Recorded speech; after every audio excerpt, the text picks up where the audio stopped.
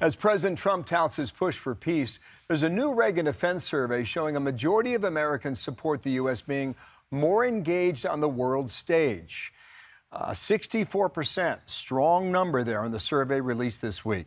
The president and CEO of the Reagan Library is David Trulio, and Fox National Security correspondent Jennifer Griffin both join me here in Simi Valley. Great to see you guys. Great to see you, Bill. Another year, and it's so interesting to see how the world changes in 12 months. Jen, last night, the White House released its report on the national security strategy. What did you find significant? Well, it's very significant, Bill. This is the premier document that will drive basically all of the defense decisions that we'll be talking about here today. What's different, this is really what is being called a Trump corollary to the Monroe Doctrine, going back to James Monroe of 1823, which really focuses more on the Western Hemisphere and malign influence in the Western Hemisphere, and warns any potential adversaries about sort of operating in the Western Hemisphere. That is a big shift from past national security strategies, including from the first Trump term, which focused more on great power competition, on the pivot to Asia, on Beijing and Moscow.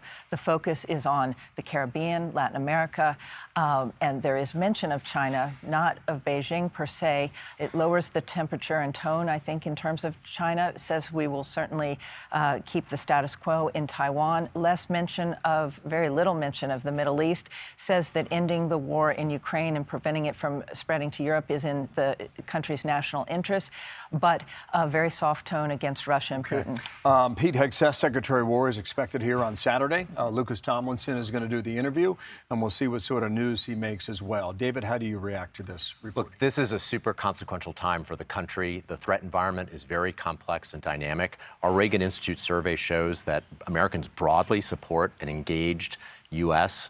in the context of peace through strength. As Jen points out, the focus on the Western Hemisphere is important. We see drugs and migration issues as being key issues the administration has dealt with.